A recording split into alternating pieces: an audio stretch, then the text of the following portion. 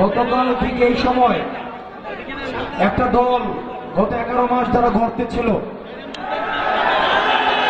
তারা অপেক্ষা করছিল কখন আমরা মারা যাই।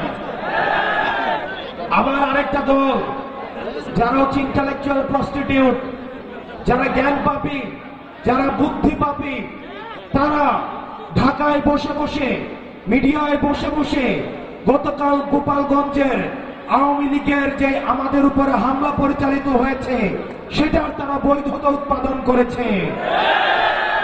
গতকাল আমাদের চোখে আঙুল দিয়ে দেখিয়ে দিয়েছে আওয়ামী লীগ যে রাজনৈতিক দলটি রয়েছে, এই দলটিকে প্রতিরোধ করার সাথে সাথে আওয়ামী লীগের যে কালচারাল উইং, যে মিডিয়া উইং, তাদেরকে আমাদের প্রতিরোধ করতে হবে।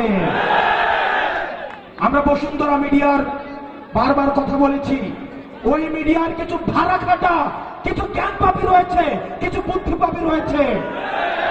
আপনি দেখবেন এই বসুন্ধরা মিডিয়ার কিছু ভাড়ায় খাটে এরকম দেউলিয়া বুদ্ধিজীবী রয়েছে, তারা এসব আক্রমণের তারা হচ্ছে বৈধতা উৎপাদন করে।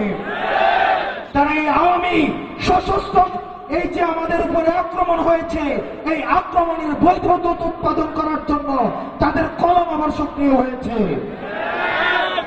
প্রিয় রাজবাড়ীবাসী,